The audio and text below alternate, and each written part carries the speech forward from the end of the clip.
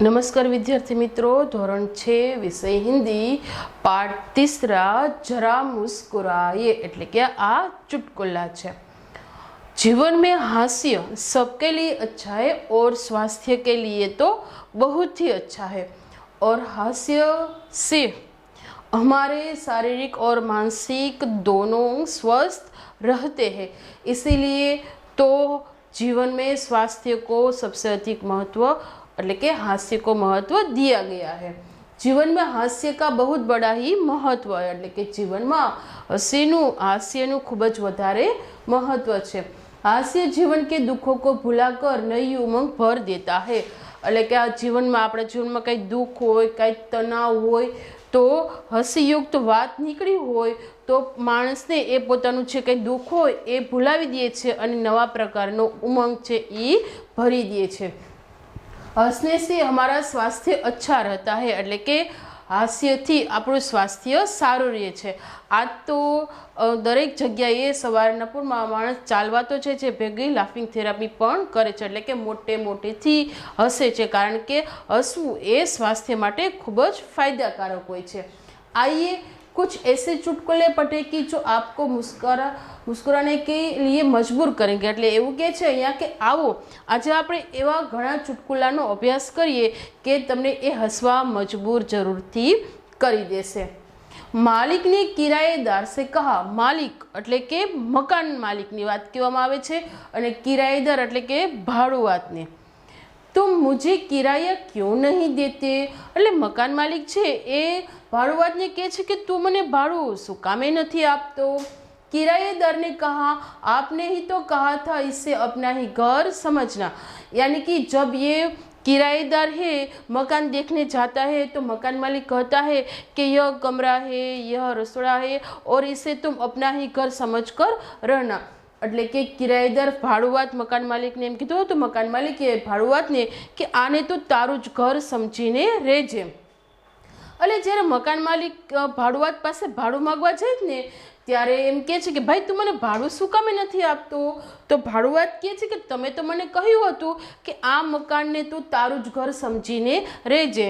જો આ મારું જ ઘર હોય તો મારે કંઈ ભાડું આપવાની વાત આવે નહીં, પરંતુ એને અહીંયા ભાડા આપવાની કે ન આપવાની એવી વાત મકાન માલિકે કરી હતી નહીં, પરંતુ ભાડામાંથી છટકવા માટે મકાન માલિકને ભાડુઆત આવું કહે છે। सोनू का सिर फट गया, डॉक्टर सोनू से कहता है यह कैसे हुआ એટલે કે સોનુ છે એ એક છોકરી છે, એ ડૉક્ટર પાસે જાય છે એટલે કે એના માથામાં થોડી ઘણી ફૂટ થઈ ગઈ છે અને ડૉક્ટર એને કહે છે કે આ કેવી રીતે થયું। सोनू डॉक्टर से कहती है मैं पत्थर से कील ठोक रहा था, एक आदमी ने मुझसे कहा कि गधे कभी खोपड़ी का भी इस्तेमाल किया कर। यहाँ पे सोनू छोकरी ने पर लड़के का नाम बताया गया है। હવે ખીલી છે જેમ કે આ ખીલી છે એની ઉપરનો આ પોઈન્ટવાળો ભાગ હોય નીચે હોય પછી પથ્થરથી આવી રીતે એ ખીલીને ઠોકે છે એટલે દિવાલમાં બેસાડે છે, પરંતુ એ વખતે એક માણસ છે ને ત્યાંથી નીકળે છે અને આ છોકરાને એનું નામ સોનુ હતું એને એમ કહે છે કે અરે ક્યારેક તો તું તારા અરે કે ગધેડા ક્યારેક તો તારી ખોપડીનો એટલે કે મગજનો ઉપયોગ કર। હવે આ છોકરાને એવું સમજાણું કે આ મને ખીલી ઠોકવા માટે શેનો ઉપયોગ કરવાનો કે છે ખોપરીનો, એટલે ઓલાએ પથ્થર છે કંઈ હતું એ મૂકી અને ખોપરીથી ખીલી ઠોકવાનું ચાલુ કર્યું, પરંતુ ખીલી ठोकने के लिए तो हथौड़ी का उपयोग किया जाता है। તો અહીંયા આ જે સોનું છે એ બુદ્ધિ ન હોય એવું કામ કરે છે જેને લીધે એને મગજમાં થોડી ઘણી ફૂટ થઈ જાય છે। હવે આ ચિત્રવાળું છે, जरा ऊंचा बोलो, माफ करे अंकल इससे ऊंचा होकर मैं नहीं बोल सकता।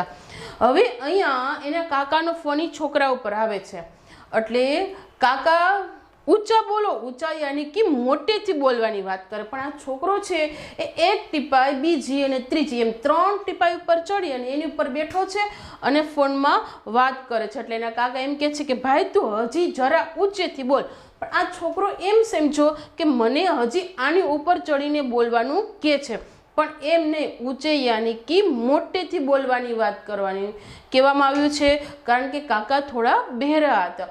પરંતુ છોકરાને એની વાત કાંઈ સમજાણી નહીં અને કાકાને ના પાડે છે, કાકા હવે આથી વધારે ઊંચું મારાથી ચડી શકાશે નહીં. ડબ્બુ ઇતિહાસ મેં તુમ ફેલ કેસે હો ગયે. હવે એ છોકરાને એની મમ્મી એમ કહે છે કે ડબ્બુ તું ઇતિહાસમાં દર વખતે ફેલ કેમ થઈ જાય છે? ઇતિહાસ સમાજમાં આવે છે, ભૂગોળ, અર્થશાસ્ત્ર, રાજ્યશાસ્ત્ર, એમાં એક છે આ ઇતિહાસ. તો છોકરો શું જવાબ દે છે?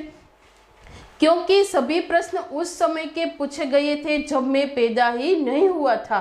હવે ડબ્બુ ઇતિહાસમાં નપાસ થયો, એને મમ્મી કારણ પૂછે તો છોકરો શું જવાબ આપે છે કે બધા પ્રશ્ન એવા પૂછવામાં આવ્યા હતા કે જ્યારે મારો જન્મ થયો હતો નહીં, પરંતુ ઇતિહાસ છે એ સમજવાથી અને શીખવાથી આપણને સમજાય છે અને યાદ પણ રહી જાય છે. અને જે ચાલુ હોય એ વર્તમાનની વાત તો આપણને ખબર જ હોય, પરંતુ ઇતિહાસ તો બની ગયેલી ઘટના છે જેને આપણે સમજવી પડે છે, એટલે કે શીખવી પડે છે. मुन्ना कहता है पापा कल मैंने रात को 1:30 बजे तक पढ़ाई की. 1:30 यानी कि 1:30 वाग्या સુધી મેં ભણ્યું હતું. કેટલા વાગ્યા સુધી? 1:30 વાગ્યા સુધી. पिताजी ने कहा शाबाश बेटे, लेकिन रात को 11 बजे के बाद सारे मोहल्ले की लाइट चली गई थी.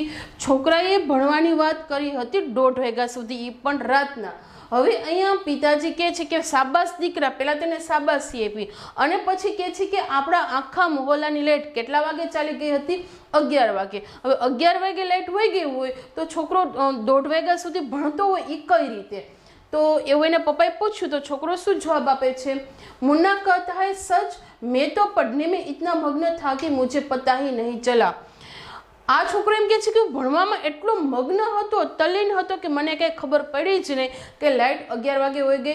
પરંતુ એ છોકરો ભણતો નહોતો કારણ કે સૂઈ ગયો હતો, એટલે એને કંઈ ખબર જ ન હોય કે લાઇટ છે કે નહીં. જો વાંચતા હોય તો આપણે પ્રકાશની એટલે કે અંજવાળાની જરૂર પડે અને લાઇટ હોઈ જાય એટલે તરત આપણું વાંચવાનું બંધ થઈ જાય છે. પરંતુ અહીંયા છોકરાએ જે કીધું હતું કે હું 1:30 વાગ્યા સુધી અભ્યાસ કરતો હતો અને 11 વાગે લાઇટ હોઈ ગઈ અને છોકરો કહે છે હું અભ્યાસમાં મગ્ન હતો, એ બધી વાત ખોટી છે. डाकखाना. आप डाकखाने तो गए ही होंगे. डाकखाना यानी कि पोस्ट ऑफिस, जहाँ तरह तरह की टिकट मिलती है, लिफाफा, कवर आदि चीज़ें मिलती होती है. मैं डाक खाने जा रहा हूँ એટલે કે આ એક વ્યક્તિ છે એમ કે છે કે હું ડાકઘર એટલે કે પોસ્ટ ઓફિસે જઈ રહ્યો છું. ये कितना भूखा है कागज पत्र खा जाता है. એટલે હવે આ ડાક પેટી જે લાલ કલરની છે એમાં ટપાલ બધે નાખી જાય, કવર નાખી જાય. એટલે એમ કે છે કે અરે આ તો કેટલી ભૂખી છે, ખાઈ જાય. પરંતુ એવું હોતું નથી. પોસ્ટના માણસો જે છે એ ટપાલ પેટીના જે પત્રો હોય છે, કવરો હોય છે, ટપાલ હોય છે, લઈ પોતાના થેલામાં લઈ જાય છે અને ટપાલ ઘરમાં અલગ અલગ જે વ્યક્તિ પોસ્ટ જે દેવા જતી હોય છે એટલે કે ટપાલ આપવા જતી હોય પોતપોતાના ઠેલામાં જે તે ઇલાકાના એટલે કે એરિયાના ટપાલો હોય છે એ એકત્ર કરતી હોય છે. એટલે કે પાછી આ ટપાલ પેટી તો ખાલી જ થઈ ગઈ હોય છે. જ્યારે પાછા ટપાલ લખાય ત્યારે થોડા સમય પછી એટલે કે સવાર સાંજ 2 વખતથી ખાલી કરતા હોય છે. પરંતુ આને કંઈ સમજાણું જ નહોતું કે આ ટપાલ પેટી કેમ આવી રીતની ખાલી થઈ જાય છે, શું આ ખાઈ જાય છે? હવે આપણે અભ્યાસ જોઈએ. सामायिकों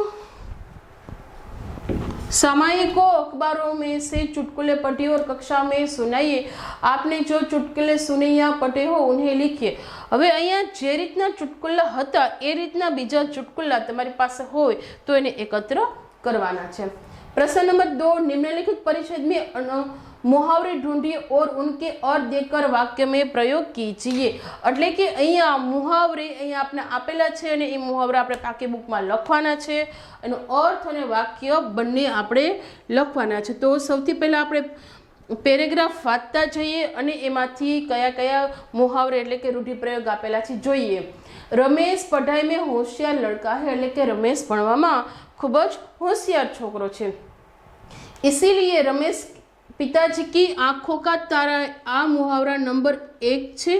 आंखों का तारा होना એનો અર્थ છે बहुत प्यारा होना। હવે એનું વાક્ય આ રીતે બને છે, અહીંયા આપેલું છે કે રમેશ પિતાજી કી આંખો કા તારા હે, એટલે કે રમેશ એના પપ્પાનો ખૂબ જ વહાલો છે। તમે ગમે બીજું વાક્ય લખી શકો છો, મેં अपनी माता की आंखों का तारा हो, या सभी बच्चे अपनी माता पिता की आंखों के तारा होते हैं।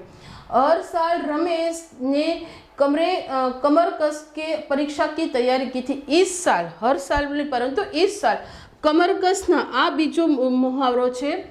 कमर कसना अहींया कस के छे ने तो न्या आपणे अहींया लखवानुं छे कमर कसना, એટલે કે अच्छी तरह से तैयारी करना, अच्छी तरह से तैयारी करना, એટલે કે આ વર્ષે રમેશે પરીક્ષા માટે સારી રીતે તૈયારી કરી હતી। मुहावरा नंबर दूसरा, कमर कसना अर्थ है अच्छी तरह से तैयारी करना, और इसका वाक्य है सभी बच्चे परीक्षा के लिए कमर कसने लगे। जब वह परीक्षा देने गया तो उसका ईद का चांद मित्र रमेश का नंबर भी उसके नजदीक था। तो यह तीसरा मुहावरा है, ईद का चांद होना। ईद का चांद होना उसका अर्थ ऐसा होता है कि कई दिनों के बाद मिलना। तो हवे જ્યારે રમેશ પરીક્ષા આપવા ગયો ત્યારે એ છોકરો દરરોજ એમ કે નિયમિત રીતે સ્કૂલે નહોતો આવતો। ईद का चांद होना का अर्थ क्या होता है, कई दिनों के बाद मिलना। तो आ छोकरो लांबा समय परीक्षा छे એટલે પરીક્ષા આપવા માટે જ માત્ર આવ્યો હતો અને એનો નંબર ક્યાં હતો, રમેશના નંબરની બાજુમાં। तो तीसरा मुहावरा है ईद का चांद होना, इसका अर्थ होता है कई दिनों के बाद मिलना। और वाक्य ससुराल गई हुई लड़की घर वालों के लिए ईद का चांद बन गई है। महेश आस्तीन का सांप, आ नंबर 4 है मुहावरा नंबर 4, आस्तीन का सांप यानी कि कपटी मित्र। महेश आस्तीन का सांप निकला और वह अध्यापक की नजर चुरा के रमेश की कापी में से नकल करने लगा। હવે એનો જે મિત્ર રમેશ હતો એનો એના માટે કેવો મિત્ર નીકળ્યો, કપટી મિત્ર। કારણ કે અધ્યાપક એટલે એના સર હતા, જે પ્રોફેસર કહીએ, એની नजर चुराना એટલે કે ध्यान न जाए इस तरह से।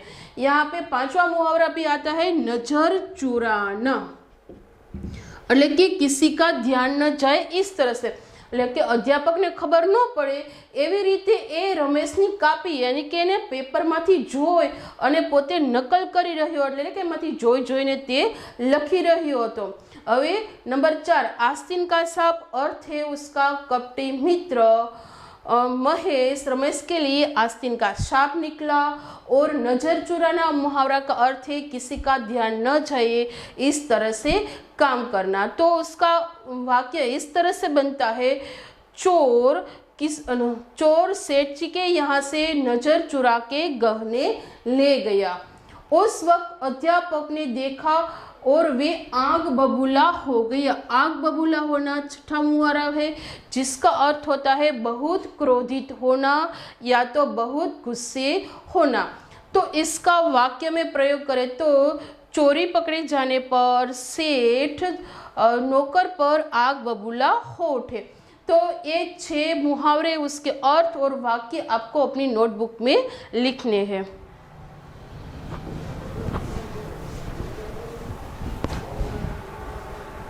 प्रश्न नंबर 3, रेखांकित शब्दों के लिंग बदलकर, यहाँ पे कहा गया है लिंग बदलकर वाक्य फिर से लिखिए।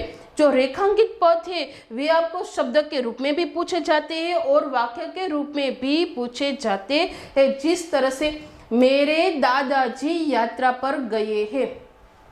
હવે દાદાજીનું લિંગ બદલીએ તો શું થઈ જાય, દાદીજી। તો હવે આપણે શું વાક્ય આમ બનાવશું કે મેરે દાદીજી યાત્રા પર ગયે હે, તો એ વાક્ય રચના કેવી થઈ જશે, ખોટી થઈ જશે। તો આપણે હવે જ્યારે શબ્દની લિંગ બદલીએ ત્યારે વાક્ય રચનામાં પણ ફેરફાર કરવો પડે છે। કઈ રીતે, મેરી દાદીજી યાત્રા પર ગઈ હે। दूसरा, एक आदमी ने मुझसे कहा। हवे आदमी का लिंग परिवर्तन होता है औरत, अनेक बे मात्र औरत। एक औरत ने मुझसे कहा। लेखक कहानी लिख रहा है। लेखक નું લિંગ લેખિકા, લેખિકા कहानी लिख रही है।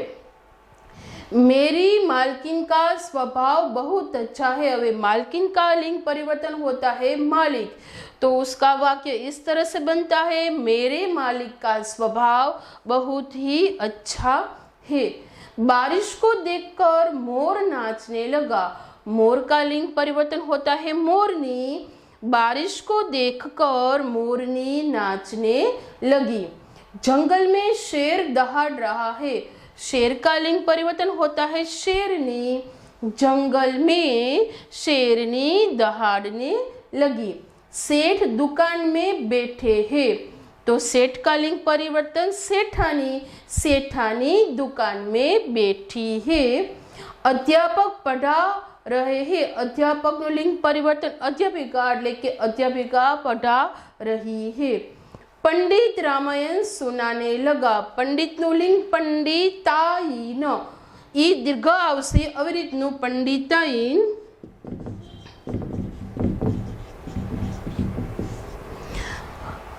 उत्तर पंडिताइन रामायण सुनाने लगी। लड़का दुकान के पास खड़ा है। अब लड़का का लिंग लड़की। लड़की दुकान के पास खड़ी है।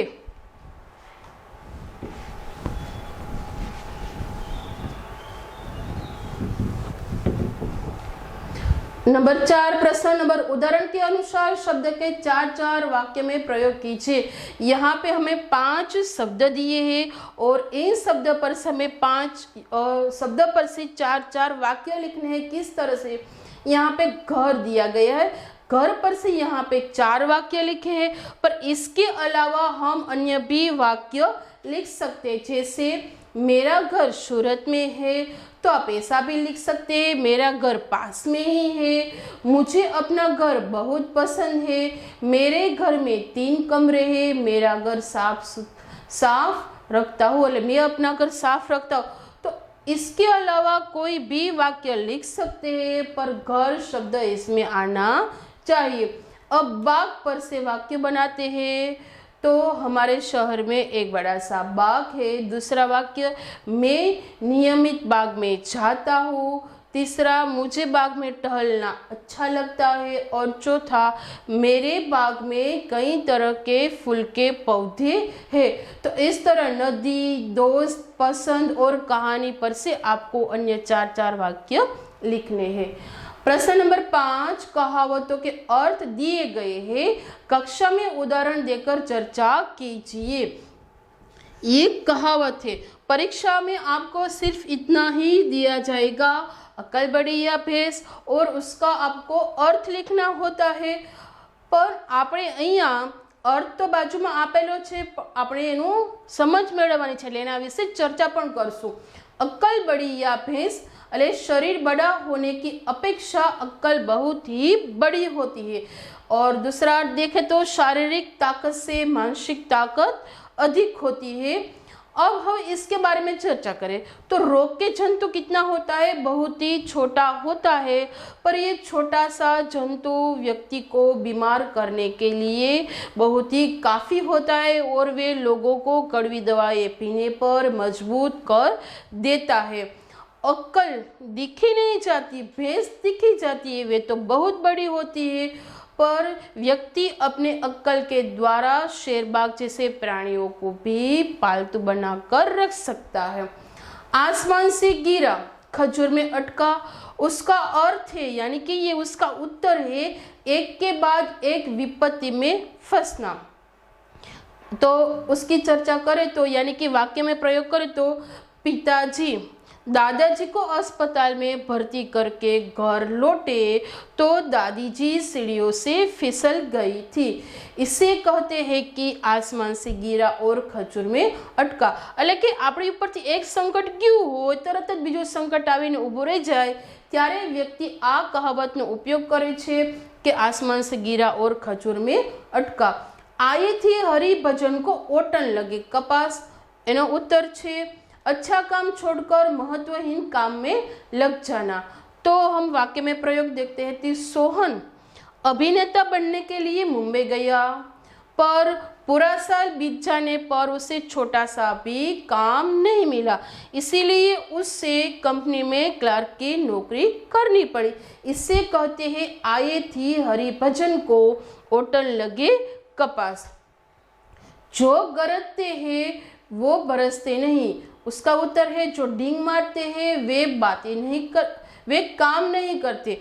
अथवा उसका दूसरा अर्थ है बड़ी बड़ी बातें करना पर बातों के अनुसार काम नहीं करना।